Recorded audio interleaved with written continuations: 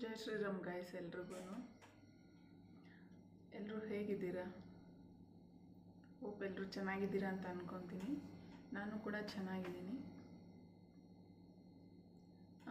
ಏನಪ್ಪ ಕ್ವಶನ್ನು ಅಂತಂದರೆ, ನಮ್ಮ ಫಾಲೋವರ್ಸ್ ಇನ್ಸ್ಟಾಗ್ರಾಮಲ್ಲಿ ನಮ್ಮ ಫಾಲೋವರ್ಸ್ ಕ್ವಶನ್ ಏನಪ್ಪ ಅಂತಂದರೆ, ತುಂಬ ದಿನದಿಂದ ಅವರು ಕೇಳ್ತಿರುವಂಥ ಕ್ವಶನ್ನು ನನಗೆ, ನಿಮ್ಮ ತಲೆ ಮೇಲೆ ಏನು ಅದು ಮಾರ್ಕ್ ಮೇಡಮ್, ನಿಮ್ಮ ತಲೆ ಮೇಲೆ ಏನು ಮಾರ್ಕ್, ಮತ್ತು ನಿಮ್ಮ ನೋಸ್ ಮೇಲೆ ಸಹ ಮಾರ್ಕ್ ಇದೆಯಲ್ವ, ಏನದು ನಿಮ್ಮ ನೋಸ್ ಮೇಲೆ ಮಾರ್ಕ್ ಅಂತ. ನೋಸ್ ಮೇಲೆ ಬಂದಿದ್ದು ಒಂದು 5th 6th ಅಮ್ಮ ಹಾಕಿ ಇದು ನನಗೆ ಮಾರ್ಕ್ ಆಗಿರೋದು. ಇದು ತಲೆ ಮೇಲೆ ಬಂದು ನನಗೆ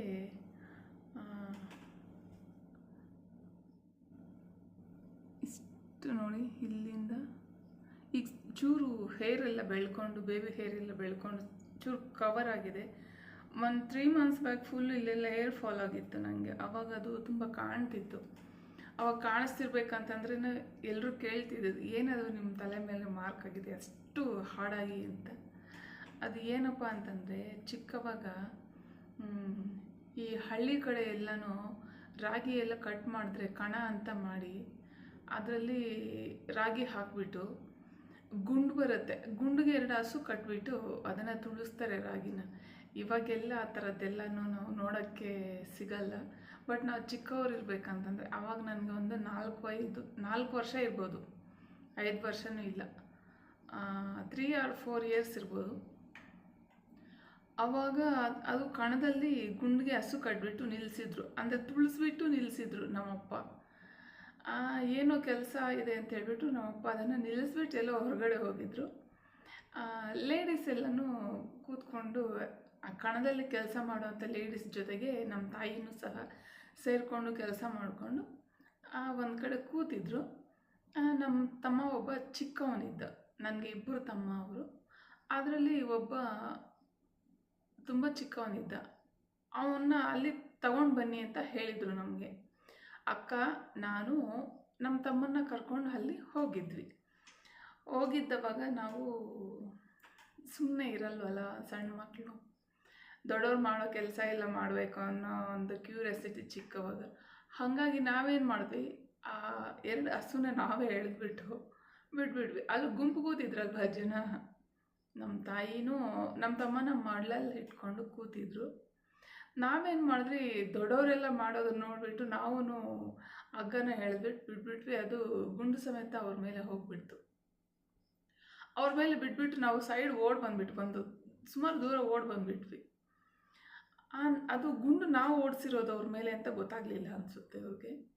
ಗೊತ್ತಾಯಿತೋ ಗೊತ್ತಿಲ್ವೋ, ಅದ್ರ ಬಗ್ಗೆ ಏನೋ ಗೊತ್ತಾಗಿಲ್ಲ. ಆ ಟೈಮಲ್ಲಿ ನಮಗೇನೋ ಗೊತ್ತಿಲ್ಲ. ಸ್ವಲ್ಪ ನಮ್ಮ ಭಯಕ್ಕೆ ನಾವು ದೂರ ಬಂದುಬಿಟ್ಟು, ಏನಾಯಿತೋ ಏನೋ ಅವ್ರ ಮೇಲೆ ಹತ್ಬಿಡ್ತೇನೋ ಅನ್ನೋ ಭಯಕ್ಕೆ ನಾವು ದೂರ ಓಡಿ ಬಂದು ನಿಂತ್ಕೊಂಡು ನೋಡ್ತಿರ್ಬೇಕಂತಂದರೆ ನಮ್ಮ ತಾಯಿ ಏನು ಮಾಡಿದ್ರು, ಪಕ್ಕದಲ್ಲೇ ಒಂದು ಕೋಲಿತ್ತು. ಇಲ್ಲ ಹಸುಗೇನೆ ಹೊಡೆದ್ರು, ಇಲ್ಲ ನಾವೇ ಗುಂಡು ಅವ್ರ ಮೇಲೆ ಓಡಿಸಿರೋದು, ಹಸುಗಳ ಸಮೇತ ಓಡಿಸ್ಬಿಟ್ಟಿದ್ದೀವಿ ಅವ್ರ ಮೇಲೆ ಅಂತ ಹೊಡೆದ್ರು ಅಂತಲೂ ಗೊತ್ತಿಲ್ಲ. ಬಟ್ ಅದು ತುಂಬ ಶಾರ್ಪಾಗಿತ್ತು ಕೋಲು. ಅದನ್ನು ತೆಗೆದು ಬೀಸಿದ ತಕ್ಷಣ ಅದು ಏನಾಯಿತು, ಒಂದು ಹಸುಗೆ ತಗಲಿ ಬಂದು ನನ್ನ ತಲೆಗೆ ಬಂದು ಬಿತ್ತು. ಆ ತಲೆಗೆ ಬಂದು ಬಿದ್ದಿದ್ದಷ್ಟೇ ನನಗೆ ಫುಲ್ ಬ್ಲಡ್ ಬರ್ತಾಯಿದೆ.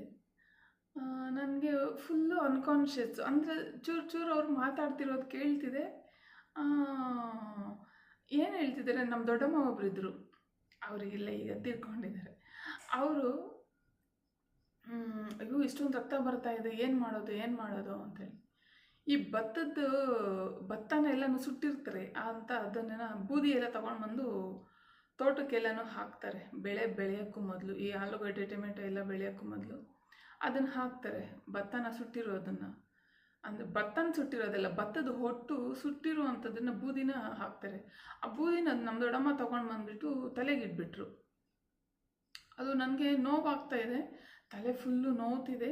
ಬಟ್ ನನಗೆ ಕಣ್ಣು ತೆಗಿಯೋಕ್ಕಾಗ್ತಿಲ್ಲ, ನೆನಪಿದೆ ಅವರೆಲ್ಲ ಮಾತಾಡ್ತಿದ್ದಿದ್ದು, ಭಯ ಪಡ್ತಿದ್ದಿದ್ದು.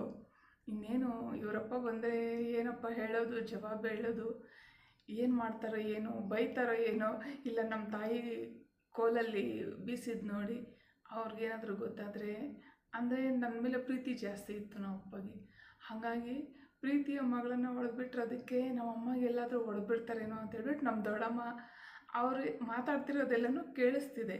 ಒಂದು ಕಡೆ ನನ್ನ ಮಲಗಿಸಿದ್ದಾರೆ, ಅದು ಕೇಳಿಸ್ತಿದೆ. ಮನೆ ಏನು ದೂರ ಏನಿಲ್ಲ, ಪಕ್ಕದಲ್ಲೇ ಮನೆ, ಬಟ್ ಮನೆಗೆ ಕರ್ಕೊಂಡೋಗಿಲ್ಲ, ತೋಟದ ಮನೆಯಲ್ಲೇ ನನ್ನ ಮಲಗಿಸಿದ್ದಾರೆ. ಮಾತಾಡೋದೆಲ್ಲನೂ ಕೇಳಿಸ್ತಿತ್ತು. ಅದೇ ಭಯ ಪಟ್ಕೊಂಡಿದ್ರು ಅಷ್ಟೇ. ಆಮೇಲೆ ನನಗೆ ಏನೂ ಗೊತ್ತಿಲ್ಲ, ನಾನು ನಿದ್ದೆ ಮಾಡಿಬಿಟ್ನೋ ಏನೋ ಗೊತ್ತಿಲ್ಲ ನನಗೆ. ಅದು ಮಾತ್ರ ತುಂಬ ನೆನಪಿದೆ ನನಗೆ. ಅದು ಮಾರ್ಕ್ ಆಗಿರೋದು ಅದು ನನಗೆ. ತುಂಬ ಜನ ಇನ್ಸ್ಟಾಗ್ರಾಮಲ್ಲಿ ತುಂಬಾ ಕೇಳಿದರೆ, ಇದಕ್ಕೆ ಮೊದಲು ನಾನು ಈಗ ವ್ಲಾಗ್ಸ್ ಎಲ್ಲ ಸುಮಾರು 200 ವೀಡಿಯೋಸ್ ಎಲ್ಲ ಪ್ರೈವೇಟ್ಗೆ ಹಾಕಿರೋದ್ರಿಂದ ನಿಮಗೆ ಗೊತ್ತಾಗ್ತಿಲ್ಲ. ನಾನು ಹಳೆ ವೀಡಿಯೋಸನ್ನು ಇದೆಯಲ್ಲ, ಶಾರ್ಟ್ಸ್ ಇದೆ, ಅದರಲ್ಲೆಲ್ಲ ನಿಮಗೆ ಗೊತ್ತಾಗ್ಬೋದು. ಫಸ್ಟು ನನಗೆ ಹೇರ್ ಫಾಲ್ ಆಗಿರೋವಾಗ ಫುಲ್ಲು ಕಾಣಿಸ್ತಿತ್ತು. ಚೂರು ಕವರ್ ಆಗ್ತಿದೆ, ಅದು ಕಾಣಲ್ಲ ಅನಿಸುತ್ತೆ. ಇನ್ನು ಯಾಕೋ ಏರ್ ಫಾಲ್ನೂ ತುಂಬ ಆಗಿತ್ತು. ಈಗ ಓಕೆ ಈಗೆಲ್ಲನೂ ಚೂರು ಕವರ್ ಆಗಿದೆ. ಅದು ಆಗಿ ನನಗೆ ಏಟಾಗಿ ಅದು ಮಾರ್ಕ್ ಆಗಿರೋದು. ಈ ಇನ್ಸ್ಟಾಗ್ರಾಮಲ್ಲಿರೋರು ಕೇಳ್ತಿರೋರು ನೋಡ್ಕೊಳ್ಳಿ, ಇದು ಸ್ಟೋರಿ, ಇದು ಗಾಯದು. ಚಿಕ್ಕವಾಗಿಂದು ಮೆಮೊರೀಸೇ ಒಂಥರ ಸ್ವೀಟ್ ಅಲ್ವಾ. ಅದನ್ನು ಹಳ್ಳಿನಲ್ಲಿರೋರು ಅದನ್ನು ತುಂಬ ಎಂಜಾಯ್ ಮಾಡಿರ್ತಾರೆ, ಹಳ್ಳಿ ಲೈಫು. ಹಾಗಾಗಿ ನಾನು ಏಟ್ ಬಿತ್ತು ಅಷ್ಟೇ. ಕ್ಲಾರಿಫಿಕೇಷನ್ ಕೊಟ್ಟಿದ್ದೀನಿ, ಎಲ್ರಿಗೂ ಈಗ ಅರ್ಥ ಆಗಿದೆ ಅನ್ಸುತ್ತೆ ಏನಕ್ಕೆ ಏಟಾಗಿದೆ ಅಲ್ಲಿ ಅಂತ ಹೇಳಿ. ಅದರಲ್ಲಿ ಬೇರೆ ತರಲೆ ಜಾಸ್ತಿ, ನಾನು ತುಂಬ ಅಂದರೆ ತುಂಬ ತರಲೆ ಇದ್ದೆ ನಾನು. ಊರಲ್ಲಿ ಅಕ್ಕಪಕ್ಕ ಮನೆಯವ್ರೂ ಅಷ್ಟೇ. ನಾನು ಸೈಲೆಂಟ್ ಅಂತ ನನ್ನ ಮನಸ್ಸಿಗೆ ನನ್ನ ಫೀಲು. ಬಟ್ ಅಕ್ಕಪಕ್ಕ ಇರೋರೆಲ್ಲ ಏನು ಹೇಳ್ತಿದ್ರು, ದೊಡ್ಡವಳು ಸೈಲೆಂಟು, ಚಿಕ್ಕವಳು ತೀಟೆ ಜಾಸ್ತಿ ಅಂತ ಹೇಳ್ತಿದ್ರು. ಬಟ್ ನನ್ನ ಮನಸ್ಸಿಗೆ ನಾನು ಸೈಲೆಂಟು ಅಂತ ನನಗನ್ಸುತ್ತೆ. ಯಾಕೋ ಅವರೆಲ್ಲ ಹಂಗೆ ಹೇಳ್ತಾಯಿದ್ರು ಅಂತ ಗೊತ್ತಿಲ್ಲ ನನಗೆ.